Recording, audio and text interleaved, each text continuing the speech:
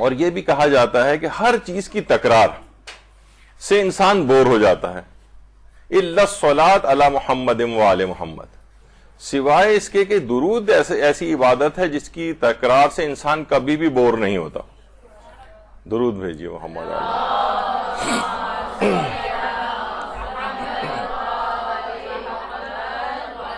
کچھ چیزیں ایسی ہیں کہ واقعتاً مثلا آپ کو اگر کہا جائے کوئی بھی کتاب اس کو بار بار پڑھیں، آپ بار بار پڑھیں، پہلی دوسری تیسری چوتھی پانچویں دفعہ کے بعد آپ شدید بوریت کا شکار ہو جائیں گے، آپ سے نہیں پڑھی جائے گی۔ ایک تو یہ چیز قرآن کے سلسلے میں کہ کبھی بھی طبیعتیں اس کی تلاوت سے اکتاتی نہیں، آپ کتنا بھی کثرت کے ساتھ تلاوت کرتے ہیں طبیعت اس سے گھبراتی نہیں۔ اور دوسرا کہا جاتا ہے کہ ذکر مصائب امام حسین علیہ السلام آپ دیکھا جائے تو ہر سال اللہم صلی علی محمد و آل محمد، آپ بار بار ہر سال وہی ایک طرح کی مصیبتیں اور مصائب جو ان کے اوپر ڈھائے گئے وہ بار بار سنے جاتے ہیں، بار بار سنے جاتے ہیں، لیکن کبھی بھی طبیعتیں اس سے اکتاتی نہیں۔ اور یہی صلاحیت اس کے اندر بھی ہے درود کے اندر کہ کبھی بھی اس سے کوئی بوریت محسوس نہیں ہوتی، کوئی ازملال نہیں ہوتا، کبھی آپ اس سے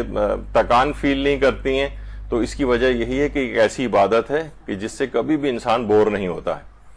اور یہ بھی بات کہی جاتی ہے کہ کل الاعمال بین القبول والرد الا الصلاۃ علی محمد و آل محمد، جتنے بھی اعمال ہیں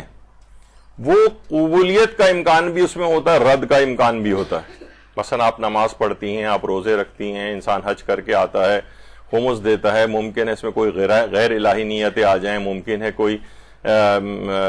دنیا داری کی نیت یا ریاکاری کی نیتیں آ جائیں، اور اگر بالکل بھی ٹھیک ہو تب بھی اس بات کا امکان ہے کہ بہت سے اعمال اس کے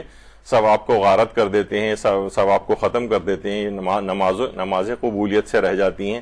کہا جاتا ہے کل الاعمال، جتنے بھی اعمال ہیں بین القبول والرد، یعنی قبولیت اور رد کے درمیان میں، ممکن ہے قبول ہو جائیں، ممکن ہے رد ہو جائیں، سوائے محمد و آل محمد پر صلوات کے جسے ہمیشہ قبول ہی ہونا ہوتا ہے۔ اللہم صلی علی محمد۔